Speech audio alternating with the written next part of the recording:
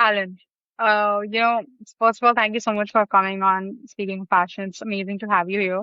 And before we get into all the things that you're up to, I would just love to sort of get an understanding of who Alan is, what you're up to. How did you get into fashion more specifically? Because I want to understand how you ended up where you are and what the things you've been building in this journey. Sure. Thank you so much for having me. It's great to be on the show. Um, yeah, so I have been working in the fashion industry for about 17 years now. I have had two brands. I have my own brand, which I showed at Fashion Week under Fashion East and then by myself as well, called Alan Taylor. And now I have a baseball streetwear brand, which I started about 2 years ago. But I kind of fell into fashion. I'm from Ireland, and there was not really a fashion scene there back then, or not general kind of knowledge of fashion. So went into art university, art and design university, not knowing what I wanted to do, and found the fashion department, and essentially just fell in love, got obsessed. Came over to London, started doing internships. Then came over, worked for Simone Rosha, worked for Alexander McQueen, and then started the first label that I talked about. And yeah, it's just that the kind of like tactile nature of fashion is what I fell in love with. The 3D, that's the way my mind just works. So that 3D mixed with having a concept just really shouted out to me. Right. I would love to know more about your brands that you worked on. You mentioned you had two brands, so can you just sort of tell me a little bit more about that? Yeah, sure. The first brand I started after I was working with Simone Rocha. It was kind of, Mm-hmm. I always knew I wanted to do something. I always knew I had like a vision of doing something for myself, but it was kind of a right place at the right time. As I was working at Simone's, there was Men's Fashion Week was just starting up. It used to be like tagged on to the end of London Fashion Week. There was just a day, and there was Mm-hmm. like Christopher Shannon, Aggie and Sam, Sean Sampson, Martine Rose when she was first starting. Like that was all kind of happening around then. And Mm-hmm. I thought, right, this is the best time to do it. It's just starting up. I can get in kind of at the ground floor. And yeah, went from there.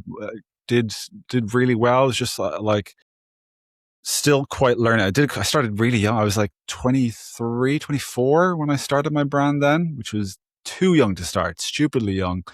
And yeah, I did that for about 5 years, and I basically did it for long enough that I made a good go at it, but didn't do it for too Mm-hmm. long that I was like too far in. But it was the turning Mm-hmm. point was kind of I was in like London showrooms, which was part of the BFC, and seeing all these designers around me who were considered at the top of their game then, and considered to be doing really well, but behind the scenes, everyone was just struggling to keep their head above board. So Mm-hmm. it was just I could see that the kind of whole wholesale model really wasn't working for small businesses. So I got out of Mm-hmm. that, took a break. I was working for other brands, doing my own thing. And then it wasn't until 4 years ago, just a kind of twist of fate, I started playing baseball over here, which is a lot of people don't even know baseball happens in London. I didn't know as well. I was watching MLB get like major league games for I think three Right. years before I even thought to Google baseball London, and the club that I Mm-hmm. play for now came up. And when I got into it, I was so fascinated with this idea as like such an amazing, passionate group of people who were from all walks of life, all different backgrounds, which was so exciting because coming from what I had been doing before, you meet everybody and everybody's designer, photographer, stylist, where it's like you kind of see it, but then you meet someone Mm-hmm. who's like, there's a guy on my team who negotiates for the government with big pharma companies for the Mm-hmm. pharmaceuticals that people buy in, and there's another guy that's a counselor on thing, and there's a nurse on my team, and it's like just a whole array of people.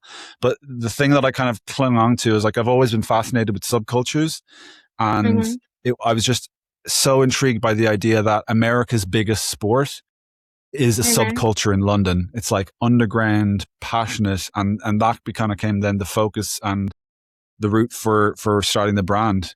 But I Mm-hmm. started putting up game videos. So I played as catcher, which is the guy behind the batter with all the helmet on and crouch down, and put a camera Mm-hmm. on the side of my helmet. Put videos out online, not just for fun. And the second video got 50,000 views, and I was like, okay, there's possibly something here. Maybe it was a fluke, and it just videos kept going viral and started building a community, and it just kind of grew very naturally from there, which felt really exciting.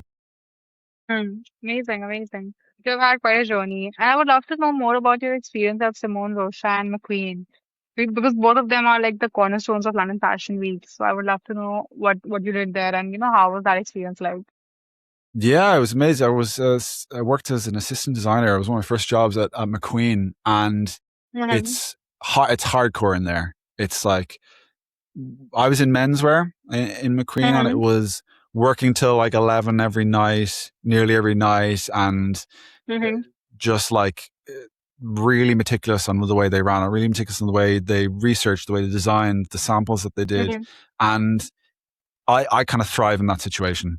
I Right. went in, and I think a lot of people get overwhelmed by it, but I was just like, this is amazing. I'm going to soak up every single thing I can. Mm-hmm. So it was amazing coming from university into that experience, because I learned more in the first 3 weeks than I felt like I learned in like 3 years in uni. They just, Mm-hmm. it was just so well run, and there was quite a small team. So it just, Mm-hmm. you got to learn everything. And then it was the same with Simone, but it was slightly different, because she basically hired me. She approached me to be a designer for her when she started her label. So it was actually her first employee. And for the Wow. first 6 9 months, it was just the two of us, and it was incredible, because she had her dad's company, John Rosha, who a lot of people would Mm-hmm. know, showed at Fashion Week for like 20 years. He Mm-hmm. She kind of was able to use the knowledge of his team, but then just Right. have her own vision and have her like, it just like a fresh energy around what was around the Russia name. And Right. again, that was on that side. It was incredible, because I got to work with these amazing people who've been working in production, Mm-hmm. marketing, merchandising, everything for a very successful company. Because John Rocha, Mm-hmm. was the amazing thing about them, was completely independently owned and Right. just absolutely smashing it. So getting all that experience and just getting out to, that's why I say to a lot of people, if I'm like ever teaching or ever like mentoring like students, it's like, get out in the industry, because there was nothing compared to just being out there and soaking up what people know from Mm-hmm. how they work than you will ever learn in university. Um, but yeah, that was an amazing experience. I worked with her for like 4 seasons and got to see her grow incredibly. I think Mm-hmm. it was amazing to see that a lot of people, she had a bit of that like nepo baby weight around her. Like, people were kind of like, oh, it's just John Rosh's daughter, but like I knew, and I could see it. No, she has the vision. She's here for a reason, and she works her ass off. So I will always Yeah. was amazing to see her from that backside. Well, that's amazing. I had no idea that you worked at Simone. And now she's, I think, such a powerhouse designer. I think her vision speaks so beautifully, and I think she's doing amazing work. And it's amazing to know that you're there. I mean, that's amazing. And I love, when we hear about stories like that, when you people, when you're part of the founding team, basically. That's pretty Mm, cool. mm, mm, mm. So, you mentioned that you got into baseball, and then that's how you started your sort of streetwear label, which is more baseball focused. So, Mm. I would love to know, like, okay, you started playing baseball and you loved it. So, but how did that translate into like a fashion thing? How did you think that, you're gonna make a business out of it? How did it translate? Especially because baseball is such an American thing. So, how do you think? Is it just how do you see this business? How do you see this going? How do I see what was the last bit you said there? I was saying that, since it's such a niche idea, it's pretty unique. And since baseball is pretty much an American thing, even I didn't know that, London or UK had like a baseball thing. I had like, I maybe thought that you had American roots. So I'm a Yeah, yeah, little yeah. curious on how you see this brand going, like, because it's amazing. I've seen some of the stuff, but I just want to understand what do you vision for the brand? Yeah, it was kind of my vision for it has always been centered around skateboarding. So I also skated. Mm-hmm. I've skated since I was like 10 years old. I was like so massively into Mm-hmm. that culture and like really understand it and part of it, and not in just like an aesthetic way, as in like I know everything about the culture. So I see it kind Mm-hmm. of the similar into what like Palace and Supreme have done. So they're like Mm-hmm. very much rooted in skateboarding culture, but they have that transition between fashion and skateboarding where it's like a lot of the fashion crew will be Mm-hmm. into it and they're able to wear it without necessarily being able to skate. So it's like similar around that. But the idea was, when it came up, it just felt so like natural. And it was that, like I said, that concept of it being America's biggest sport, biggest subculture over here. Mm-hmm. Like it's kind of sort of like, Mm-hmm. this is my new obsession of a subculture. And Mm-hmm. just having it as essentially like a vessel to be to do work on creative ideas, because you have some of the Mm-hmm. things like baseball jerseys and like baseball caps are such iconic staples to Mm-hmm. fashion in general. So it's Mm-hmm. like finding ways to kind of subvert them and work on them and just putting it through my own lens and my own experience. Um, Mm-hmm. is the route that I kind of take. But as I say, it was all just such a like a natural progression. Like doing the Mm-hmm. videos, which kind of built up the community, and then people were interested, and I started like making a few baseball jerseys and putting them out, and people were Mm-hmm. buying them, and they were like really into it. And I was like, okay, maybe I'll do like some T-shirts that are like Mm-hmm. baseball adjacent, and like people were into that, and then doing hat, and it's just kind of all been really nice progression, which felt amazing Mm-hmm. compared to my previous label, because that was very much, it felt like the thing you had to do. Like it's very much Mm-hmm. that driven idea in London where it's like, okay, you start a label and you Mm-hmm. graduate from one of the big universities, you start a label, you show with Fashion East or one of those, and then you go move on and show Mm-hmm. with BFC, and then you get creative directorship at one of the big houses. It was like this real, like, you have to do this, this, and this, and it just felt very Right, right, rigid. right. And I Yeah. did it, and it always felt a little bit unnatural. It was like a little bit of pushback, where this has just been like, Yeah. it's just happened, and it's people have connected with it as well, and like, people can feel that off it as well. So Mm-hmm. it's just, essentially, it's me just exploring creativity. Oh, that's amazing. That's amazing. So your brand, primarily like skateboarding, baseball, there's a lot of things going on. So how do you sort of translate that into a strong visual identity? Because, all these sports themselves have such strong culture, such strong visual language, iconography. How would you sort of bring them together to sort of find a visual language for your brand? Or is that something that you are not like really looking to do? You just want to exist them to exist individually? As in every garment or each collection, or just like I mean, just the brand overall. the brand overall. I think I still like, because one thing I really hate, yeah, no, one thing I really hated about the previous label and that kind of the wholesale format was, it was felt so restricting creatively, Mm-hmm. and Mm-hmm. it was because you had to do right. You have to show in June and January. You have to do a Mm-hmm. collection and show it, and then you Mm-hmm. have to produce that to do 6 months within 6 months, and it's just, Mm-hmm. it was so rigid. And it's like, okay, come up with an idea now. Come up with an idea for a whole Mm-hmm. collection and do it. And it is possible, but it felt so restricting. So with this, it's very much working on stuff as and when I want it. So it's like Mm-hmm. I don't mind stuff kind of sitting by themselves as well, but I always quite like to have them as like collections or capsules. So it's like at last Mm-hmm. season, I did one inspired by like Halloween. I did one inspired by The Shining, and I was like, all right, I had this great idea, and it was like 3 weeks before Halloween, and I just put together like it was like a 4-piece garment, hat, or it's like jersey, hat, t-shirt, and put that out as like a little drop. And it's having those together, to answer what you were saying, it's like having those little like collections or capsules in that they're tied together on one piece of inspiration, kind of allows it Mm-hmm. to sit together. And it's like then within the whole brand, it can kind of just be under the bad arm kind of side. So each drop that I have kind of has like a base inspiration that I work from, and then Mm-hmm. just expand it out as far as I want to, so it feels kind of cohesive. Mm-hmm. Right. Makes sense. I think that's a amazing way to look at it because in the end, it's more about. I mean, most of the brands that we see that are doing well, especially in now where everything is so homogenized, I think creativity really stands out. I think that Mm. makes sense. It also brings me to another point. Like you are definitely deeply tied to fashion, not only fashion culture but also sports culture. And right now, if you see, there's been this major trend of like luxury brands trying to tap into sports, be it like Wimbledon or F1. Gucci is sponsoring the F1 team. There's so much going on. So, do you think, like, what do you think about that? Like, is fashion just sort of hopping on to the trendy new thing? Because before this, it was like fitness, wellness, and athleisure and that sort of thing. Now I think they're getting into hardcore sports.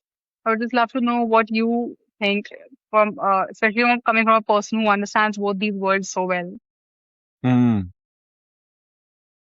It yes, it depends on the Mm-hmm. collaboration, on the brand. Some of them are definitely just hopping on. Like especially Mm-hmm. within kind of like skateboarding, I've seen where there's like you'll have a model skateboarding down the runway, or they're Mm-hmm. like holding a skateboard, and you know that model has Mm-hmm. like never done it before. And then there's ones that work really well, because some of them, I mean, like the F1 side of stuff makes sense because Mm-hmm. the cars are just Okay. plastered in Logos anyway, yeah. logos anyway. So it's like it Yeah. kind of makes it, but it like all depends piece to piece. But I think you can tell it's like the people that they're going for, whatever sport it is, those people Mm-hmm. will always be able to tell whether it's genuine or not. That's why I think you can't Right, fake right. it. It's like when you have a connection, you know, it's like that's why as well. I never would have started a baseball brand if it was just I think baseball was cool or anything. I've started it Mm-hmm. because I was playing it and because I have a Mm-hmm. connection to it. Like I play every Sunday, I train every Thursday. It's Mm-hmm. like it's something that's part of my my brand identity, my what I'm doing. Um, Mm-hmm. but I think it's always going to be there as well. I mean, Right. brands are always trying to tap into whatever they can to Mm-hmm. promote the brand. It's Right. again, we talked about it before. Supreme has kind of opened a can of worms with that, where they've Yeah. made collaborations be a part of what like of hype culture, and if you have just these two things coming together, it'll create Mm-hmm. such desire for something. But now that basically every single brand is now taking that model and they're just throwing as much stuff as they can at the wall, and some of it doesn't make sense and some of it's cool, but I think in general, yeah, it Yeah. doesn't really hitting. Makes sense, makes sense. And not only brands, but I think a lot of now athletes are as mainstream as they can get. Like, obviously there have been some super famous athletes and, players all over the world.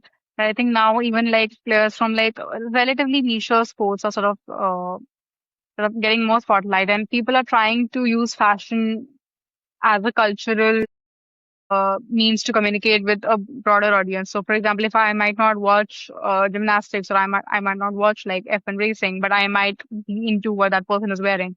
So when the FIFA World Cup was happening, there was so many posts about what bags the players are carrying. Like, I don't watch football, but I am like taking note of who's carrying what. So I think now athletes are also becoming sort of tastemakers in fashion. So, why do you think they resonate more than traditional celebrities? Because we have the A-list celebrities, the Hollywood celebrities, but now I think athletes are also sort of catching up to that. So, why do you think that is? Is that like a cultural shift, or is that like just like a fleeting trend? I think it's a cultural shift. Absolutely Mm-hmm. agree. It's been a bit of a transition. It's funny. I think the kind of root I've talked about this before, and it's like the kind of root of it I almost see as like David Beckham in the '90s was Mm-hmm. like menswear, because I remember when he wore like a sarong and people were Mm-hmm. like, "My Right, mind is right, right. blown. This is crazy. Oh my god, he's a guy wearing a skirt. Mm-hmm. This is like," and that then opens it to like the like metrosexuality kind of Mm-hmm. ideal in menswear, and it made it more kind of more having someone that's that level made it kind of okay for guys then to be into fashion. It's gradually worked its way in. Mm-hmm. But I think to your point, it feels like it's been celebrities and it's been movie stars for so long that I think people are just looking for a change. It's like so oversaturated in that moment where Mm-hmm. it feels like someone's just showing up onto the Mm-hmm. red carpet, or they're getting popped at going to some party. Or I think it's again people are connecting with these sports stars in the sense of they are they have that like something that someone else can't do, in like they're going Mm-hmm. to play that football game, or they're going to play a baseball game, or they're going to whatever, and it's usually that times you're talking about, it's like walking off the bus into the stadium, is now they're getting like captain, Mm-hmm. like, oh yeah, what clothes are there? Oh, they're Yeah. wearing, they got Dior on today, or they got Loewe, or they got, whatever it is. And Yeah. I think it's amazing as well in that sense, seeing a lot of people, especially guys, men Mm-hmm. in sports, taking a lot more risks. So you Mm-hmm. see in a lot of like what would be kind of potentially like toxic male um, environments, that Mm-hmm. you have guys who are wearing, and you can see like inspirations from like Dennis Rodman or like people like that who Mm-hmm. would take risks.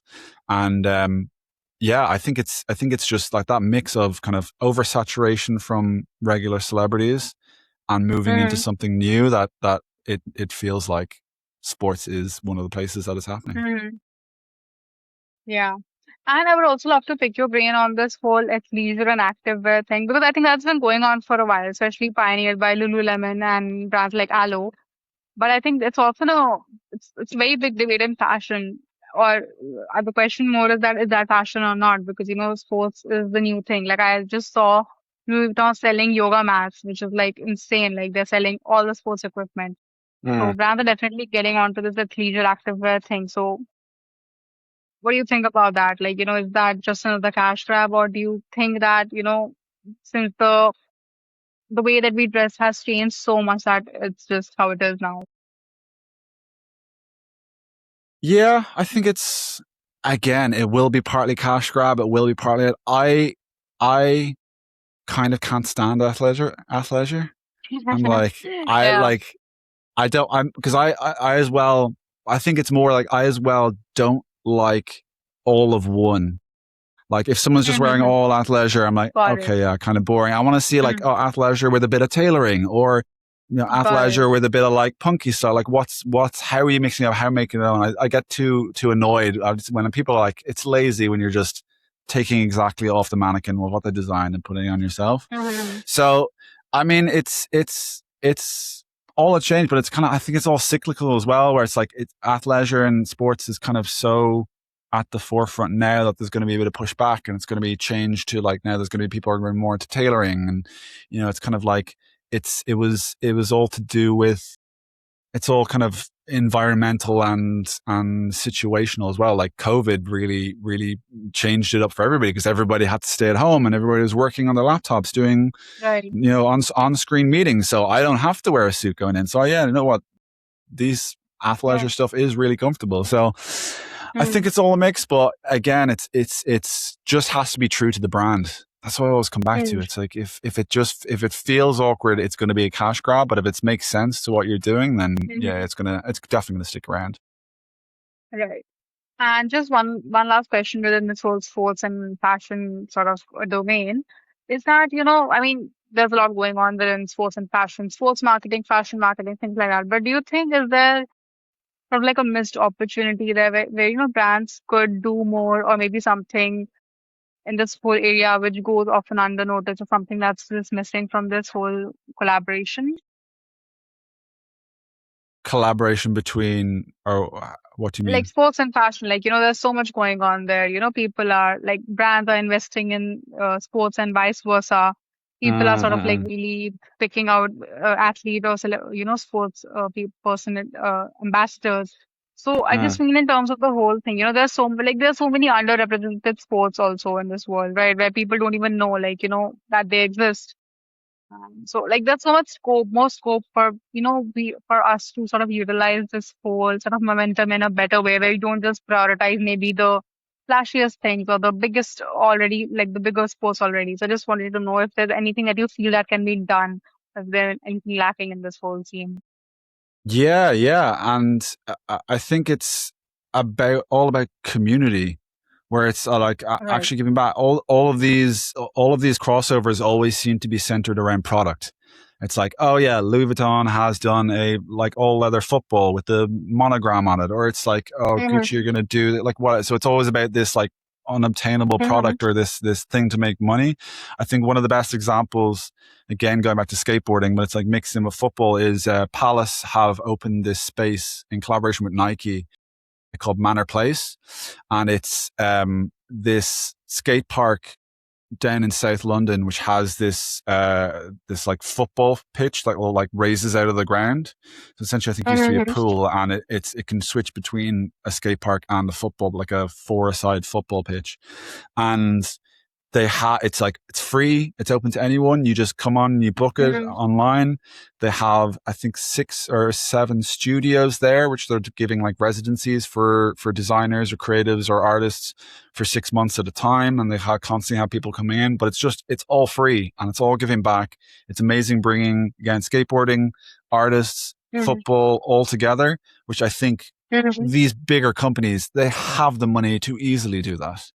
Like Nike Mhm. stepped up and they did it with them with Palace, but like the LVMH carrying Gucci group, one of those would have the money to do something like that in the sports arena as well. Mhm. So I think that giving back rather than just having it as a cash grab is what I think. No, that's amazing. That's amazing. Makes sense. Okay. So now I want to understand a little bit more because you've run two brands and you're also sort of doing so much in fashion. You've worked at independent and emerging brands and they were starting up. So I want to know, like, fashion is one of the most glamorized industries in the world. So I just want to know, like, and you touched upon this quite a bit on your Instagram. I've seen, like, you've done amazing content and sort of like really getting into the niches of what it is to be a fashion designer and the little details. I mean, the last reel that I saw that you did was how you got an inspiration from a meme for a basketball cap. So I want to like Yeah. really get into your process as we go forward. But first, I want to know, like, you've run two, three brands now, worked at like independent labels. So, how bad is the situation for designers? Like, what's going on? What are the misconceptions of running an independent label? Like, what are the things that people don't talk about and then that we need to talk about? Mm. I think one of the biggest misconceptions when I talk to people is that Mm-hmm. you're designing all the time. People think you're starting your own brand, you're going to be designing the majority of the time and just putting in Mm-hmm. collections when it's Mm-hmm. probably about 5 or 10%. You have Okay. to run the everyday. You have to work in production. You have to do emails. You have to do the random boring logistics. That's part of it, and Mm-hmm. research and actually designing until you have like a big team that you can offload that stuff to, which Mm-hmm. pretty much everybody, guaranteed everybody in London and independent brands Mm-hmm. don't have that, is that Mm-hmm. you're going to be doing that. So it's like Mm-hmm. you have to get into that mindset and you have to make sure that you are able to have that logistical mind as well. Just having that super Mm-hmm. creative mind isn't going to cut it. You need to have that logistical mind because that's the vast majority of what's going on. Mm-hmm. In terms of like general, if it's like running your own brands, it is fun, but it is a lot of stress. I think it's the biggest one of the other biggest misconceptions is that you will if you do a good collection, everyone's going to buy it. It brand That's the other big thing that I see a lot is that stores who are suffering as well a lot now in this current climate, but like stores, a lot of them will want to wait at least 3 seasons, usually about 5 seasons before they consider buying you. They want to see that you're Right. sticking around. They want to see that you're going Right. to last out for however long it needs. So Mm-hmm. it's not going to happen to you. You also have to have the mindset, right? Am I going to be able to stick that out? If it's 3 to 5 seasons, that's a year and a half to two and Mm-hmm. a half years, almost 3 years before people are going to buy my stuff.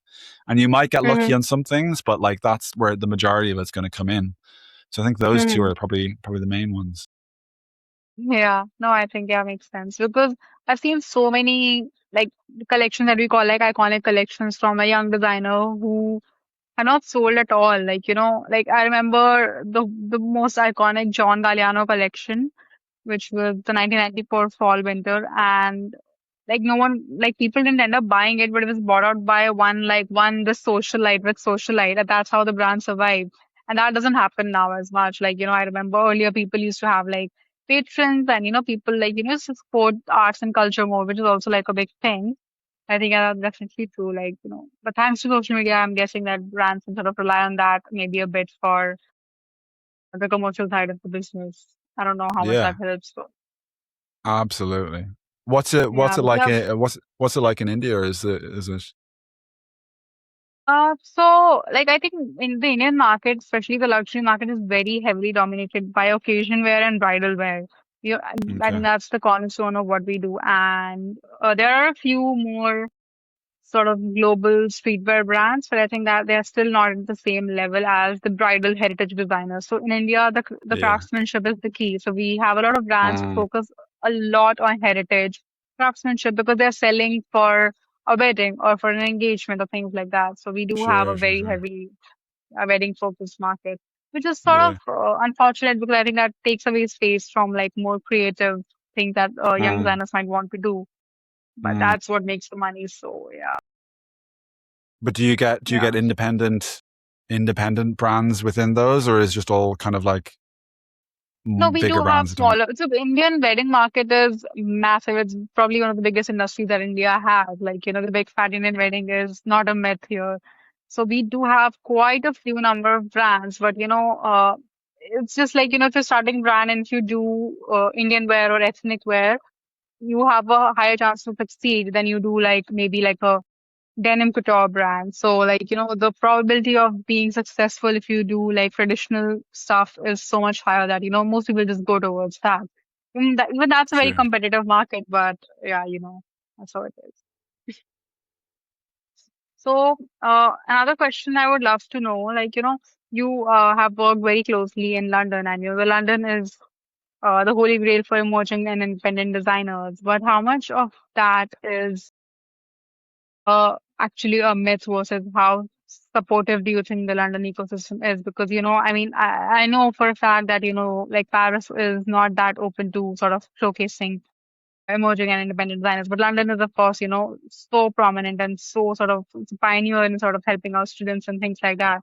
But what has Mm. your experience been like since you've worked with the ecosystem before? So I would love to know what your experience has been like. Mm. It is. It's that's a tough one because it is technically very supportive, where it's like you Mm-hmm. have a lot of things like Fashion East and the BFC like New Gen, where they provide Mm-hmm. these platforms for emerging designers, Mm-hmm. and Mm-hmm. it's I think the problem with it is that they're they're like supporting them into a system that doesn't quite work. It's like that Mm-hmm. wholesale model is still based very much on the like 50s to 60s onwards. Mm-hmm. You do a fashion show because that's where the buyers and the press will see you, to put you in the magazines because that's how the public will see you, Right. and then the buyers have Mm-hmm. to see you in Fashion Week to Mm-hmm. sell to the stores because that's the only way that they could buy in the past. But now we have Mm-hmm. Shopify that you can sell to anyone in the world. You have social media and email that you can contact and get in contact and talk to your audience directly in the world. So it's like semi not necessary, and it's still Mm-hmm. incredibly expensive thing to do. Like doing a fashion Mm-hmm. show is tens of thousands of pounds, like a club could be up to close to £100,000 to do Right. a fashion show with any, because you have like renting the space, renting, even like renting Mm-hmm. chairs, models, just like everything is just adds up. So I think it's trying to be supportive, but you can Mm-hmm. see from going back 5 years, going back 10 years, like the lineup of designers is completely different. Mm-hmm. And there's a very, Yeah. very few people like Simone Rosha stayed around. There's like been Jada Anderson, Craig Green, like a Mm-hmm. few of them have stayed around there. But then there's just a whole wash of people that have disappeared, that have gone because it doesn't work. So it's I would say it's supportive, but why is it being like that? Is Right. what Right. kind of speaks to me. It's like what we should, and Yeah. hopefully it can change, or it can I don't know, evolve into something different.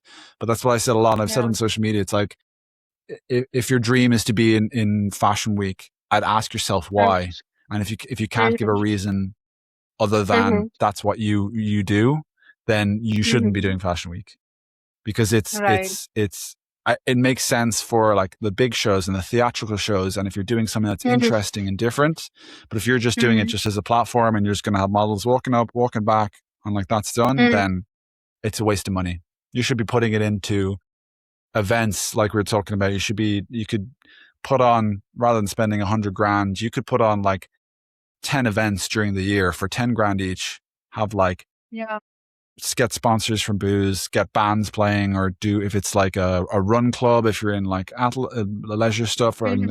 it's Right. what, there's so many more options that I feel it's just, it technically is being supportive, but not, I don't know why. Right. No, no, I think that makes so much sense because I've seen like a lot of emerging designers and their end goal is to get into like Paris Fashion Week or London Fashion Week. I think most of the people think that when they do their first show on the official calendar, it's gonna like they're done, they've made it. But I think that's quite the opposite. I think that's when you like really start your journey because then you're like trapped in that cycle, I feel, because you if you show once, you have to show next season and next season. It's like a whole Yeah. thing. But Yeah, that's no, it, and definitely. I think. it's like the biggest thing that the support isn't there as well for that after bit, and the Yeah. support isn't there Correct. for like, I think what a lot of people don't realize as well is that, say you sell £1 million worth of clothes, you're like, you've made it up, you've Mhm. got 60, 70 stockists, and you sell £1 million worth of clothes, you'd be Mhm. very, very lucky if you're getting a deposit out of stores Mhm. that you have to sell these to. So say you manage Right. to, from everyone, you manage to get a 50% deposit, you still have to Mhm. come up, and it costs usually half of that. So you still have to come up with Mhm. £250,000 to sell this. Yeah. And Yeah. it's like it's like the cash flow problems, and it just doesn't, it's crazy. And you don't, a lot of young designers, like, I didn't realize that until I got in. And then when you get in, it's too late, and you like don't realize. So it's hard. It's Mhm. tough. No, definitely. I think you brought one point about how the sort of the whole fashion week setup or the ecosystem, fashion ecosystem is sort of set back by decades. One sort of point this brings me to is fashion schools, like how relevant do you think they are in today's day and age? Like, because there are some like holy grail schools like CSM and things like that, where, people don't like really go there to study, but just to have that networking, that network and things like that. But I want to know, like, what do you think on the relevance of fashion schools now? Because, in the end, it's not just about fashion schools. It's about a degree in general, right? Like, how much does a degree mean in today's age? But I want to know, what do you think on this from a fashion perspective? I Again, it's tough. Half of me says it's, my gut says it's useless, semi Hmm. useless. If we're Right. talking on preparing you for the fashion industry, it's Hmm. it's the kind of like the creativity and the ideas and development that you have, and what you can research into, you kind of have access to it through the internet now. I Right. think the biggest thing that's lacking, and things that's lacking in places like CSM, is that they don't teach enough technical side. So you see a lot of, I mean, I know, especially even from CSM, I've heard stories of, they have these like incredible and great concepts and these big grand ideas of garments, but they don't have a clue how to make them. So they're just like drawing these crazy bits, or copy and pasting and collaging stuff, and then it's just like giving it to a pattern cutter and a seamstress and being like, make this. And rather than them being like, Hmm. how, they're like, I don't know, it's your job, make it. Where that's the way, the vast side of the industry also doesn't work that way. Like, you have those super high conceptual designers who make incredible, like, thinking of like Gareth Pugh from back in the past, these like amazing pieces, or Galliano does these incredible ornate stuff, Margiela, like Ray Hmm. Kawakubo, the Hmm. main line, like, that is all part of it, but they don't make Hmm. any money off of that. All the money that Hmm. that allows the company to survive is all like the down ticket stuff, the commercial stuff, that is like, you take, all Hmm. right, taking, and you've got this amazing Comme des Garçons print that's on this crazy bubble, like big silhouettes that they make, but you take the print and you put it on a suit, and like, that's the thing that will sell, and Hmm. that's the thing that will make money. But those designers and those kind of universities, I don't think, are teaching that in that way.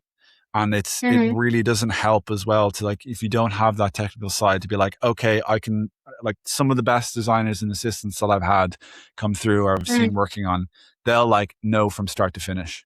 You can see it in them. They're Yeah. like, right, I have this amazing conceptual idea, and I know, right, I'm going to need a welt in this part, and I can see it can join here on this silhouette, Yeah. or it needs a strap here because it needs to support this weight, and it right through to then this can work for them, like the commercial side. And then you see these hyper conceptual people come in, and they're like, it's just that.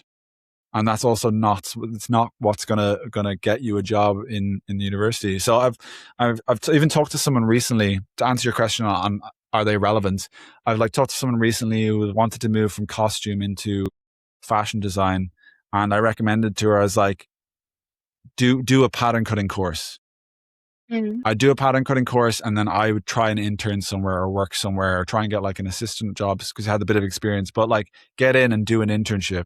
I worked for free in Mm-hmm. places, and as shitty as it was to work for free, you learn so much in there and how the industry actually works Right. and the skills that you actually Right. need.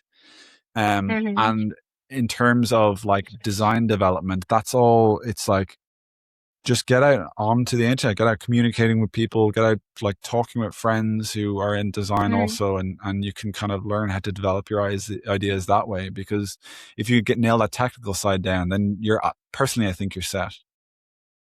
Yeah. Don't come No, at I me, think all the makes sense. universities who want to watch this. You do your thing, but I mean, step up your game. No. I'm calling you out.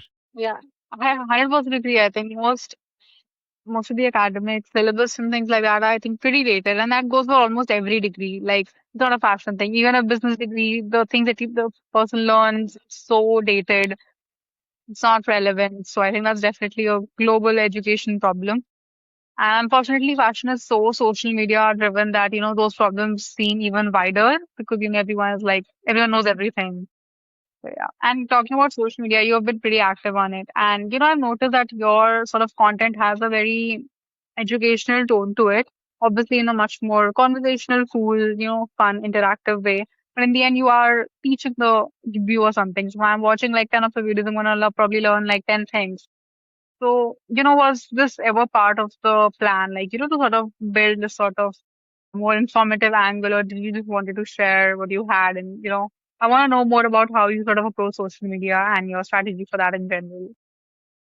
Yeah, it was no, it was never part of the plan. Really, it was. Mm-hmm. I because I've done some like guest lecturing stuff at LCF over here, Mm-hmm. and it wasn't for me. I'm not a teacher. I have so much respect for people who can do that, but that's not for me. Mm-hmm. Working in that space, um, Mm-hmm. but it was just more. It's funny. It's just more like sharing my experience, and that's what people have connected with. Because I think for a long time I thought that I couldn't share it because you don't want to Mm-hmm. be talking bad of the industry because then no one will hire you, or you don't want to. And I just essentially got to a point where like I don't really care. The people who Mm-hmm. won't hire me are probably the people who I won't want to work for anyway, because if they're Mm-hmm. offended by what I'm saying, it means that's probably part Right. of their ethos. If they have Right. like shitty work practices and treating their Yeah. staff badly, then that's probably where they're going to be annoyed at it. But it's been fun doing the content. It's like a combination about I've been looking at it. I'm gonna what you say how I've been approaching it. It's been like talking about my experience or talking about the collections. So talking about my experience will be literally could be a short 10-second video about questioning why you should do fashion week, or Mm-hmm. talking about why do you think fashion is glamorous, like kind of that kind of side, and it just sparks interesting conversations. Or then the other ones will be the more in-depth ones, will be breaking down a garment from the collection that I've done, and this is the inspiration, this is how I developed it, this is where it comes from, this is the final piece. Kind of giving that like through line. I almost see it like a portfolio, because that's the kind of way you Mm-hmm. should structure a portfolio. Is like you have your inspiration, your development, your kind of like color story, final bits, and then the Mm-hmm. final piece or the final collection. So it's kind of treating it that way. Um, but I also hadn't done it for ages. I felt awkward in front of the camera. I felt weird. I felt Mm-hmm. like the stuff I was creating wasn't. I don't know. I didn't have the right voice, and then Mm-hmm. something just clicked. I kind of saw it more as like a persona of someone else Mm-hmm. talking through me as the way to just have that confidence. And yeah, just went for it, and it's connect. It's been amazing because it's connected with so many people, and I've like had Mm-hmm. so many conversations with people just like through DMs that they'll Mm-hmm. either say that there's something they've connected with, and then I'll start talking about other stuff and end up like collaborating with them on something, or you know, it's just it's been great, unexpected and That's great. amazing. That's amazing. I think that's pretty much how social media goes for everyone. No one like plans out to do it and just sort of Yeah, snowballs into something. Which is, I yeah. think, the beauty of social media because, it just happens organically and it only works, I feel, when it happens organically. I've noticed that about Ah, almost every person who's done it like successfully. yeah. And it was. I know it's like that Once, cliche thing of saying. Sorry, I know it's the cliche thing of saying it's like just make genuine content and that will connect with people. Because before I yeah. was making stuff and it was like not quite hitting it and didn't Mm-hmm. feel felt a bit awkward to me, and then I was Mm-hmm. just laid it all out and people were like, yeah, no, that makes sense, which is great. No, I think that's true. I mean, like the two rules of social media, post post what's true to you and be consistent. Golden rules, I think, even with all the algorithm changes and whatnot, Instagram algorithm, Uh, God, whatever they want. I think in uh. the end, these two rules are just working for everyone. I think that's one thing. But sort of brings me to one more point, like, specifically within social media, uh, even though we're told to like find a niche, like, even in fashion, there are like so many subcultures and niches. Uh, how do you please the algorithm? Like, in the end, we need to sort of make content. Like, of course, we want to be true to ourselves, but, how do you ensure that it's actually reaching people? Because I've like, I've had like so many people tell me that, I tried to do this, but it didn't connect. Instagram just doesn't show it. So like, because algorithms do reward sort of familiarity and sort of, you need to have sort of a generic touch to it. So I just want to know, like, how do you manage and balance that sort of, creativity versus acceptability balance? How do you sort of build your own creative voice within that space? It's funny. It's something that when social media kind of clicked for me, and I had before, like in certain ways, but when it really clicked, I realized that the algorithm doesn't really care what you're talking about. It more Mm-hmm. cares about how you're talking. So Okay. what I mean by that is that it's more important about having the structure, having like a good hook, having an on-screen text hook, having a good hook that will actually get people in, than like telling a story or proposing a problem and then having Mm-hmm. like cuts or something change every 2 seconds that it keeps everyone like engaged and Mm-hmm. involved.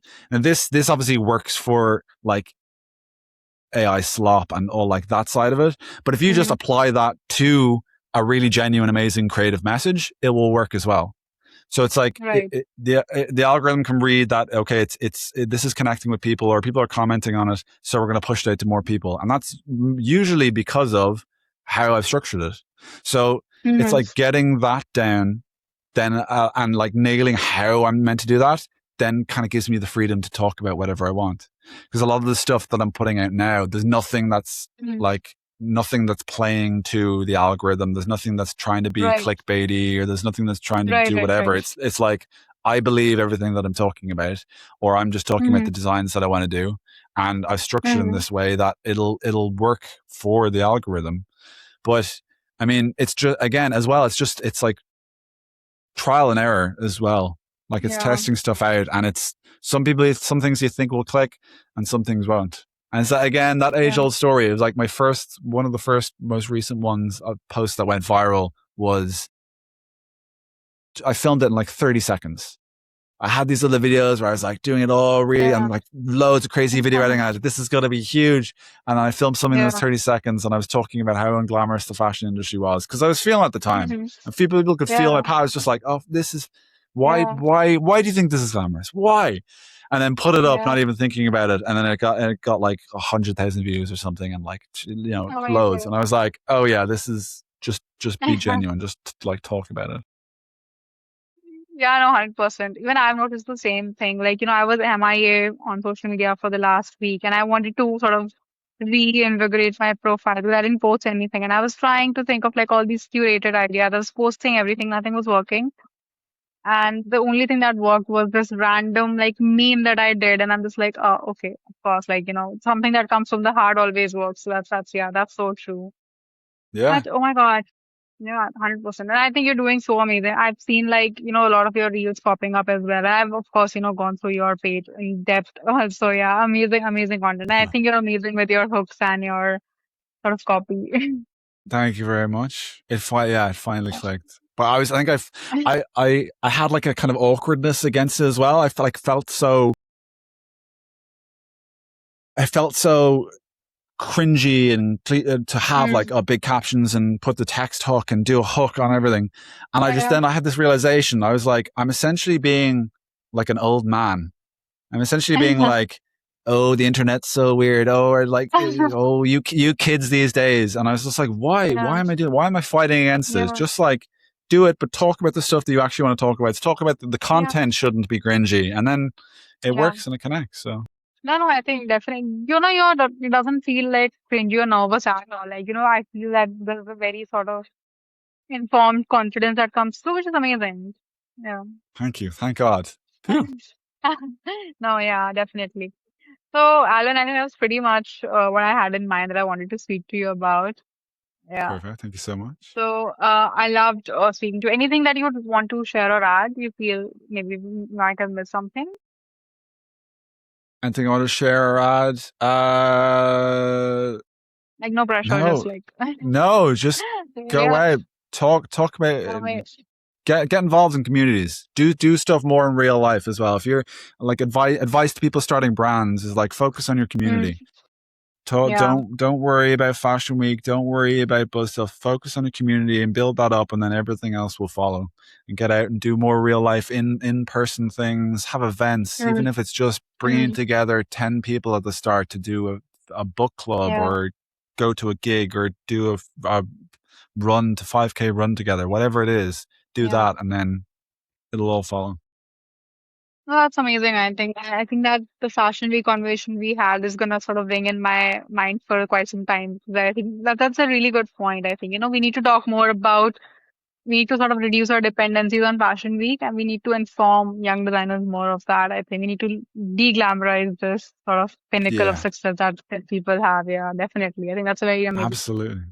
Because we need Yeah, like I also want to see like an alternative for that as well, like yeah, how it sits outside of Fashion Week. But I think correct. it's also everyone's looking for that like one fix. But I also think it's going to be a Mm, combination of everything. It's going to be working with made to order garments, plus you're mm, doing pop up stores, plus you're doing like you pick from everywhere mm, and anything rather than just yeah. taking from one. So I'm excited to see what the new generation of designers come up with. Yeah, no, definitely. Can't wait. Can't wait. I think we have some amazing, like, the emerging designer scene is so brilliant right now. We have so many amazing designers doing brilliant stuff.